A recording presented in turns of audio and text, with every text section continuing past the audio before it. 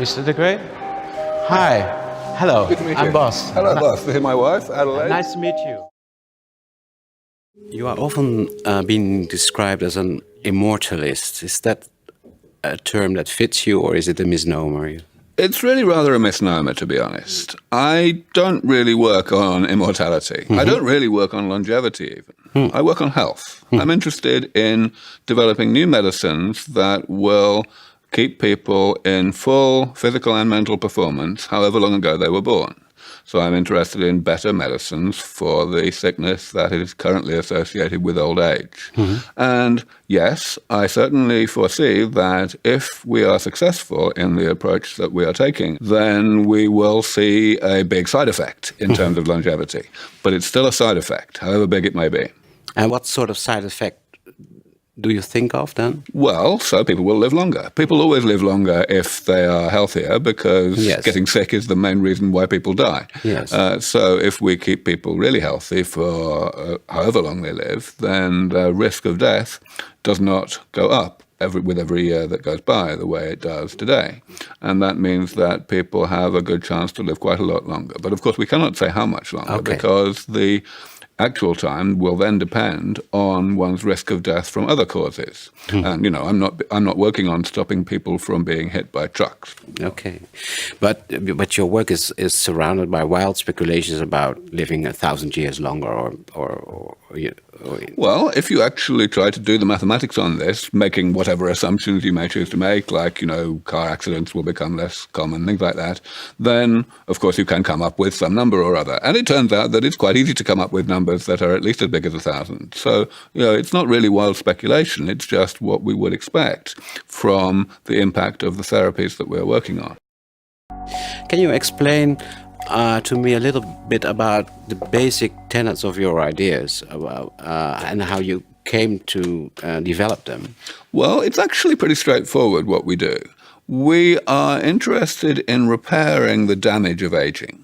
So in order to explain that, all I really need to do is tell you what the damage of aging is. The human body is a machine, and just like any simple man-made machine, like a car or whatever, the human body damages itself as an inevitable byproduct of its normal operation. That's just going to happen. So again, like any simple machine, the human body is set up to tolerate a certain amount of that damage, and that's why our bodies function at pretty much full performance, both physically and mentally, for a long time. But eventually the amount of damage exceeds what we are set up to tolerate, and that's when the ill health of old age starts to emerge and to progress. What kind of damage?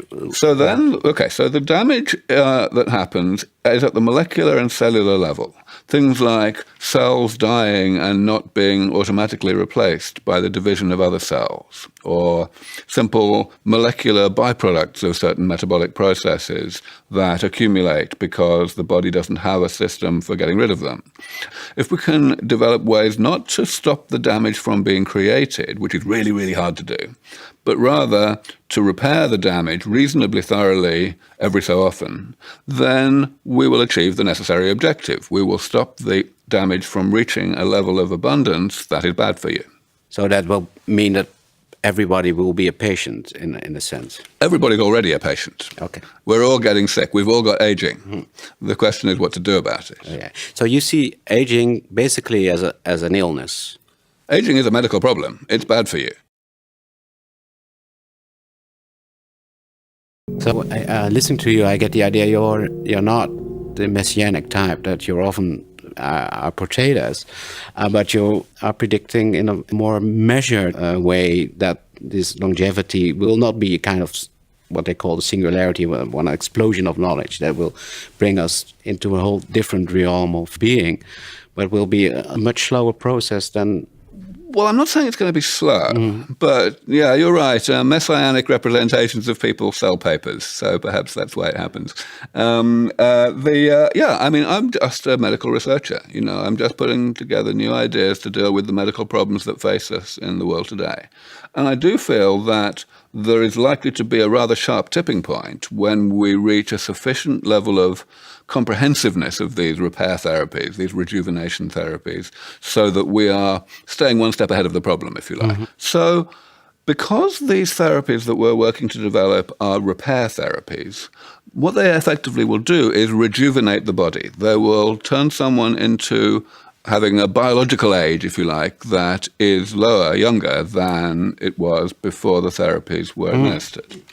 Now, what that means is that if we administer these therapies periodically, then we will be able to maintain someone's biological age at young adulthood, let's say 30, however long they live. So it's kind of maintenance. It's really exactly preventative maintenance, just the same way that we do on a car or an aeroplane. And of course, the thing is that we already know from cars, for example, that this works really well.